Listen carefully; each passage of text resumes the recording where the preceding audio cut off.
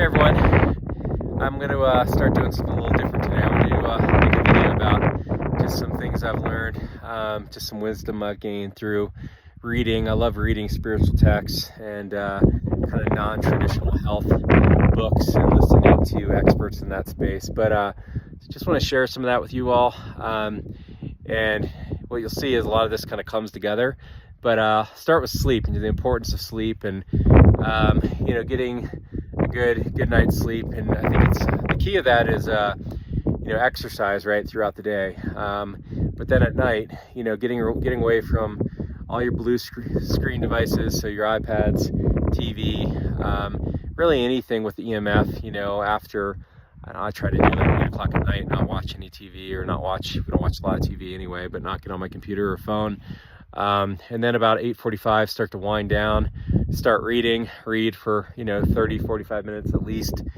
It's good for our kids to see us reading too. Hopefully it builds some good habits in them. But reading generally starts to put me to sleep. So then I'll turn on some natural white noise, not the electronic stuff, but white noise that comes from a white noise machine that's more natural, like natural frequencies. And then when you wake up in the morning, I'm a Christian. I believe, firmly in Christ and the way he lived his life on earth.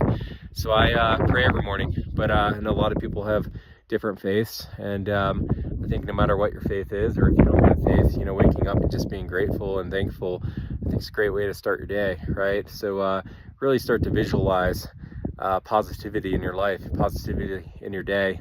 So so I pray what I'm grateful, thankful for, generally my family, my health, my job, my friends, so it's just pretty straightforward, simple things, but things that are important to me in my life. And then from there, I ask for God's will to be done, not my will. Generally not saying, hey, these are things that I want in my life. I just ask God's will to be done in my life, my family's life. But again, that's just how I pray. So from there, I think it's really important to find ways to meditate and get strong, mentally. So I do breathing every morning. I do breathe in for 3, in through the nose, out through the mouth for 5. So in for 3, out for 5. 3 cycles for 30 seconds. Usually takes me 10, 12 minutes or so. I've never really timed it, but because I do some breath holds too at the end of each cycle of 30.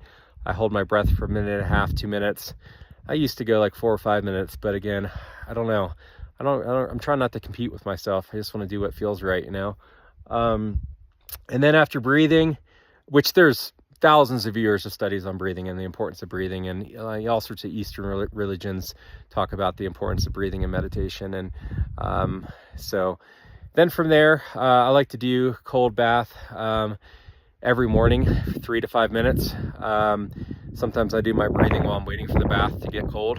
And then from there, I might do a cold shower if I'm in a hotel. I'm not taking a bath in one of those hotels. That would be disgusting.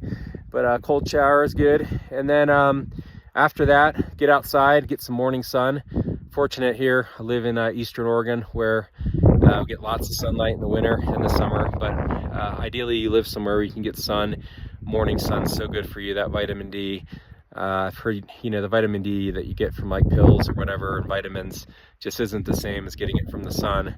So vitamin D is so important for our immune systems and our health.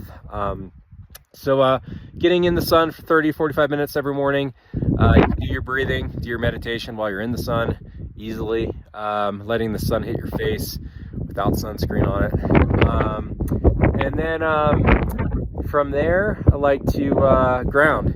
So you can do grounding while you're doing the breathing and while you're getting the sun. Take your socks and shoes off. There are people out there that live in cities, that live in high-rise apartments, that wear socks and slippers and shoes all day long, that never get grounded or don't get grounded for days at a time, because they're not standing on structures that are grounded. They're on wood floors that aren't connected to the ground, or they're in, again, a high-rise building wearing socks, and so they're just picking up all that electrical charge and never releasing it to the ground. So when I'm in a city, I grab a tree and let the earth is so massive and we're so small that if you take your shoes off, socks off, touch the earth with your feet, get in the dirt, get in the grass, grab a tree, it's as simple as that. you release all that electrical charge. It's so good for you. Drinking water, everyone knows this, but not a lot of people, are religious about it. But I think drinking good filtered water every morning, and then also throughout the day, drinking lots of water, no sugary drinks, no juices. I guess if you do your own juicing, that's good for you if it's fresh. But still, even with that, you're cutting out the fiber, which from what I've heard, anytime you're taking in sugar, you want to be taking in fiber so you don't have glucose spikes and things like that. But there's people that are experts at that stuff. Check out the Glucose Goddess. She's really good there. And then, breathing, that's James Nestor. He has a great book on Breathe. Wim Hof, I know he's under some controversy right now, but he took some of the Eastern philosophies of breathing and put it into his own, teaching. So he's got some good stuff out there. It's a little crazy, but he's got good stuff out there. And then, what you eat. So obviously cutting out processed foods. Everyone knows that. Eating, whole fruits, vegetables, getting the fiber again, super key. And then I like to intermittent fast. So I try to not eat until like 10 in the morning after drinking a lot of water. Maybe I'll have some green tea in the morning.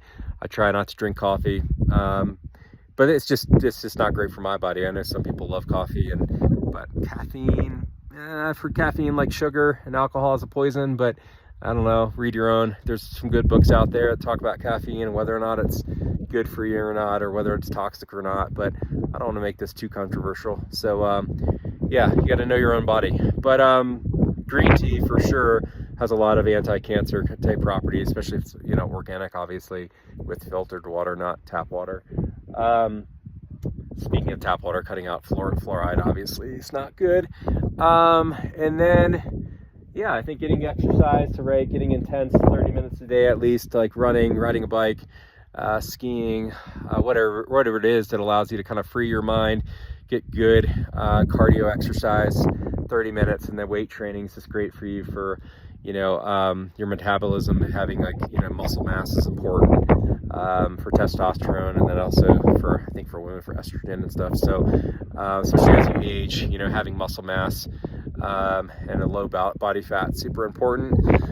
And then and the exercise helps you sleep, right? Helps you. It's a form of meditation too. So if you're running and take out your ear pods every now and then and just think, right? I think it's I know for me, I get my best deep thought when I'm like cutting lawn or doing a run, skiing, cross country skiing, whatever, hiking. It's so good for you just to like process your thoughts. And then social, right? Obviously socials are super important. So friends, family, living just a loving life where you're at peace with your social network, and just interacting with people, whether it be in a coffee shop or grocery store or just day-to-day life, just like being peaceful and loving on people and being servants of other people and selfless, not selfish, and being humble, super important. It's just good for your spirit. I'll have other videos on spirit. I just think that spiritual is so important. Just kind of I think that Christ, there's so much good spiritual teaching out there from Eastern religions and from the Western religions as well. But I think Christ lived the perfect spiritual life on earth in the New Testament, and the Gospels are just, basically describe how he lived his life, this perfect spiritual life, and really pushed back on the material things and on the flesh, and tells us to kind of reject that and to lean into the spirit and to live for everlasting, not live for this blink of an eye time that we have on earth or whatever. But while we are here, learn to be spiritual, learn to love all of God's creations, all the beauty that's around you. See it, hear it, feel it, smell it, right? It's all around us, and it's on us to how we perceive things. Our mind is so strong and has the ability to keep us healthy, has the ability to perceive things positively instead of negatively. So you can either be toxic in your mind or positive in your mind, and I just would encourage you to be positive and just give off that positive light to other people. But anyway, trying to keep this under 10 minutes. And I end my day with prayer, gratitude, thankfulness, and I encourage you all to do the same. Cheers. Take care.